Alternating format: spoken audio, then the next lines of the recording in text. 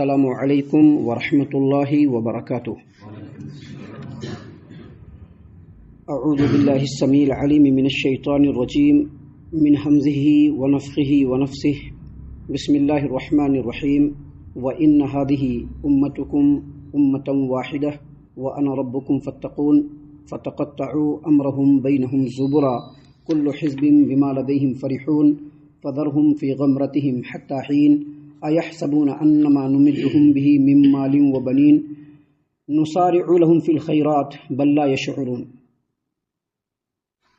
محترم سامعین کرام، سب سے پہلے تمام قسم کی تعریف، ہر طرح کی بڑائی، بزرگی، عظمت، کبریائی اللہ عز و جل کے لیے لائق و زیبا ہے کہ جس رب نے ہم لوگوں کو نیکیوں کے کام بجا لانے کی توفیق عطا فرمائی ہے۔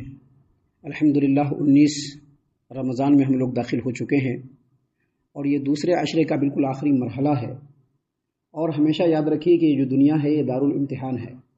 یہاں پر جس انسان کو بھی اللہ تبارک و تعالیٰ نے پیدا فرمایا ہے، تمام انسانوں کا جو کام ہے وہ یہ کہ یہاں پر رہ کر کے اللہ تبارک و تعالیٰ کی اطاعت و فرما برداری کرے، اللہ کی بندگی میں لگا رہے، نیک اعمال کو بجا لاتا رہے، بالکل اسی طرح سے جیسا اللہ تبارک و تعالیٰ نے اپنے کلام میں اور نبی کریم صلی اللہ علیہ وسلم نے اپنے فرمان میں لوگوں کو جس طریقے کے مطابق نیکی کرنے کا حکم دیا ہے ویسے بجا لائے۔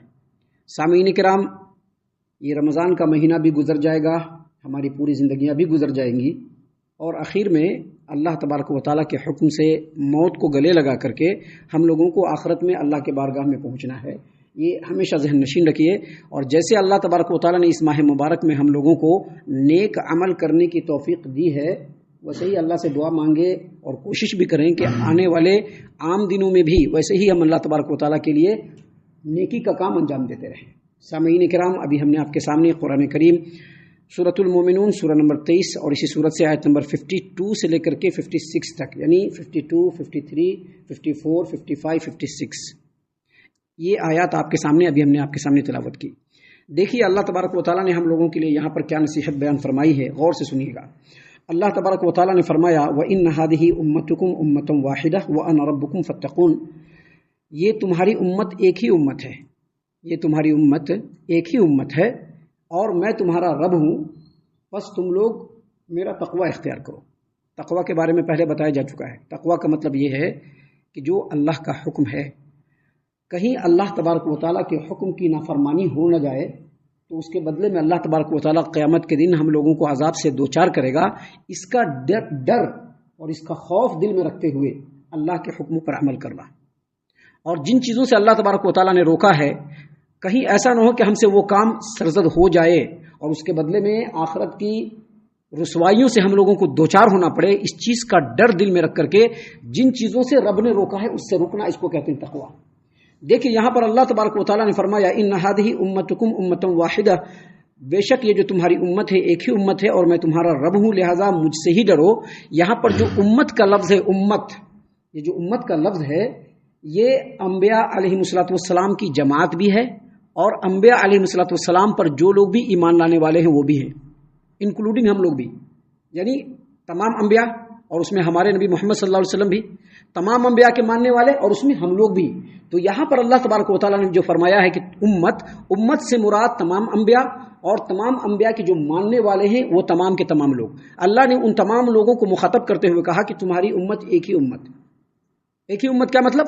دیکھیے امت کہتے ہیں ایسے گروہ کو، لوگوں کے ایسی جماعت کو جن کا عقیدہ اور منہج اور اصول بالکل ایک ہو، ایک ہی اصول ہو، ایک ہی اصول تعلیم ہو، ایک ہی دین ہو، ایک ہی فکر ہو، ایک ہی سمجھ ہو، اس کو کیا کہتے ہیں؟ امت۔ کیا کہتے ہیں اس کو؟ امت۔ فکر میں کوئی تبدیلی نہیں ہو، منہج میں کوئی تبدیلی نہیں ہو، عقیدے کے اندر کوئی تبدیلی نہیں ہو، سبھی کا ایک ہی عقیدہ ہو، اس کو کہتے ہیں امت۔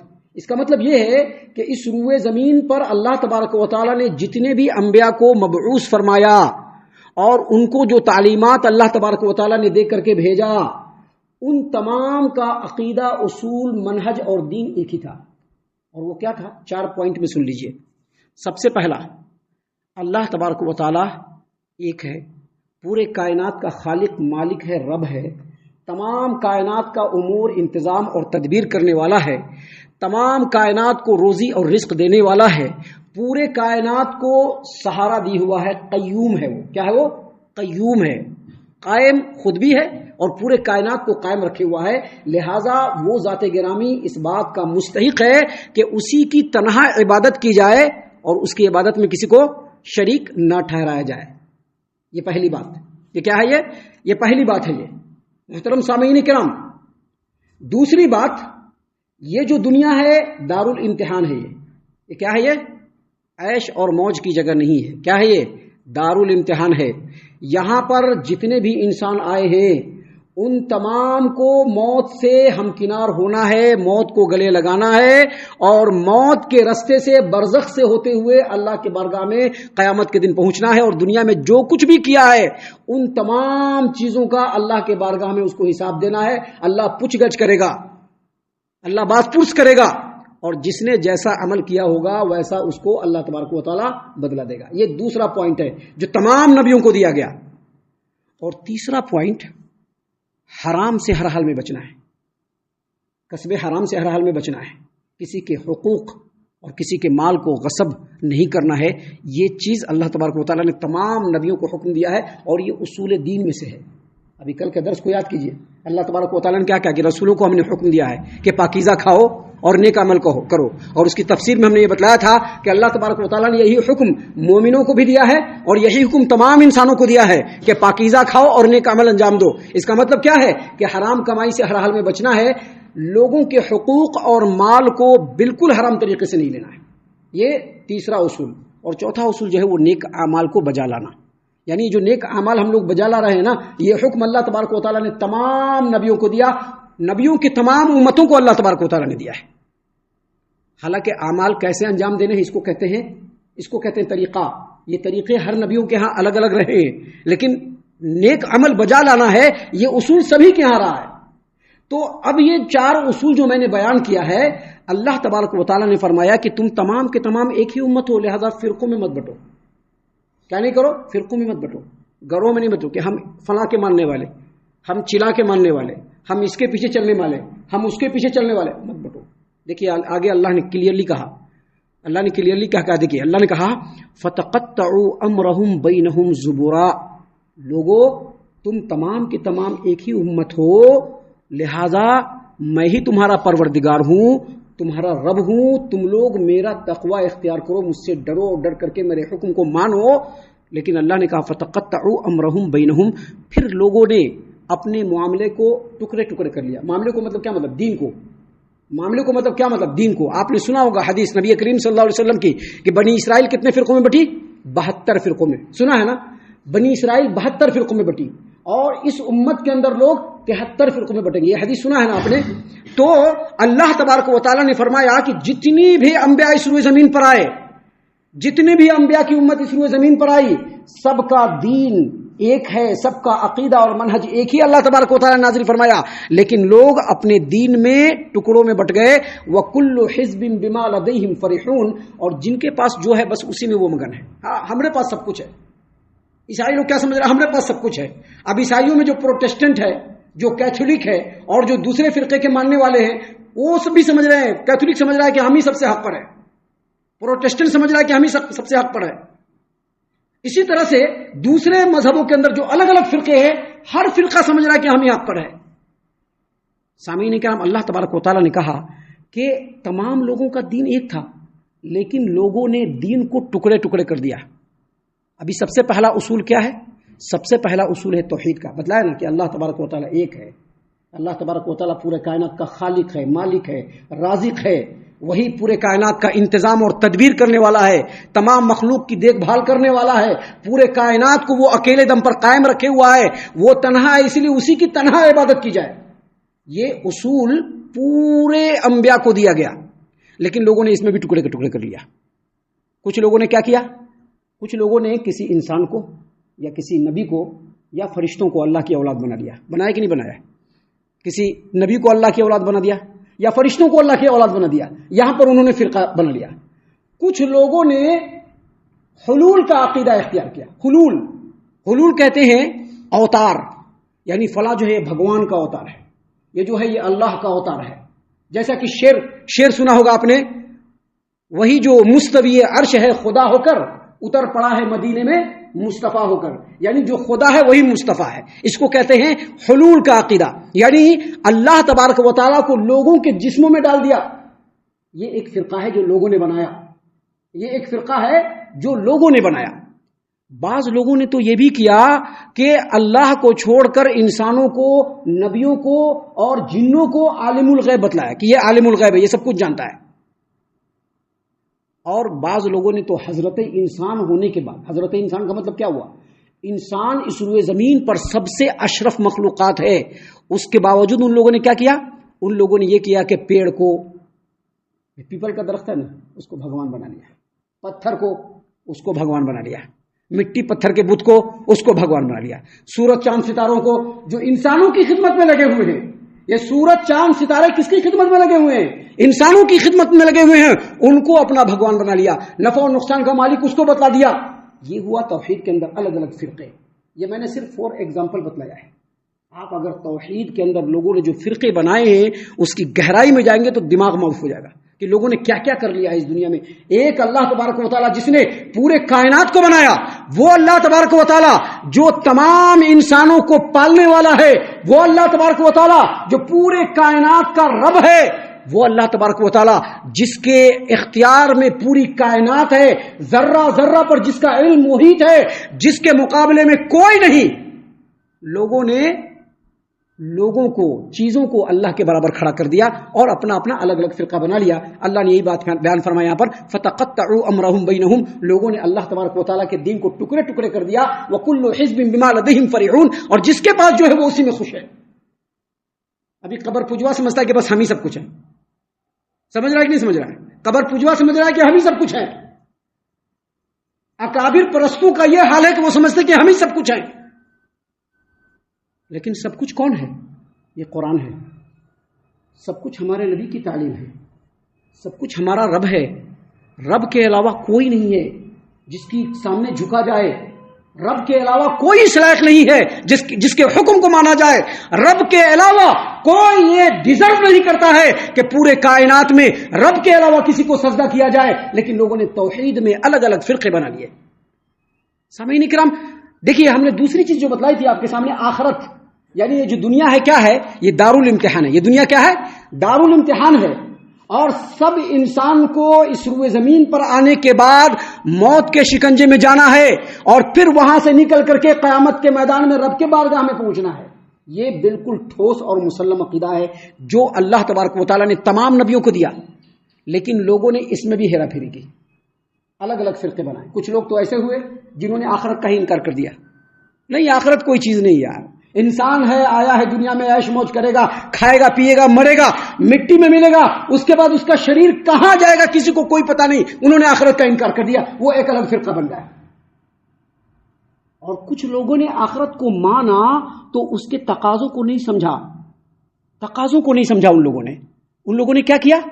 ان لوگوں نے یہ کہا کہ دیکھو ہم لوگ نبیوں کی اولاد ہیں، ہم لوگ سید کی اولاد ہیں، ہم لوگ فلاں پیر صاحب کی اولاد ہیں، ہم کو جہنم نہیں ملے گی. یہودیوں نے کہا نا، نحن ابناء اللہ واحباؤہ قالوا لن تمسنا النار الا ایاما معدودہ. کہا کہ نہیں کہا کہ ہم لوگوں کو صرف چند دن بچڑے کی جو پوجا کیا تھا بس ہم لوگوں کو جہنم میں جلنا پڑے گا، باقی ہم لوگوں کو جنت ہے، ہمارے علاوہ کسی کو جنت نہیں ہے. وقالت اليهود والنصارى، اللہ تبارک و تعالیٰ لن يدخل الجنت الا من كان هودا او نصارى. اللہ نے کیا کہا کہ یہودیوں نے کہا کہ یہودی یا عیسائی کے علاوہ دنیا میں کوئی جنت میں نہیں جائے گا. کیوں؟ کیونکہ ہم لوگ نبیوں کی اولاد ہیں. الگ فرقہ بنا لیا، الگ فرقہ بنا لیا. حالانکہ موسیٰ علیہ السلام کی جو شریعت ہے بالکل وہی شریعت ہے جو قرآن کریم ہے. عیسیٰ علیہ السلام کی جو شریعت ہے بالکل وہی شریعت ہے جو قرآن کریم ہے. سیدنا ابراہیم علیہ السلام جو شریعت لے کر کے آئے بالکل وہی شریعت ہے جو قرآن کریم ہے.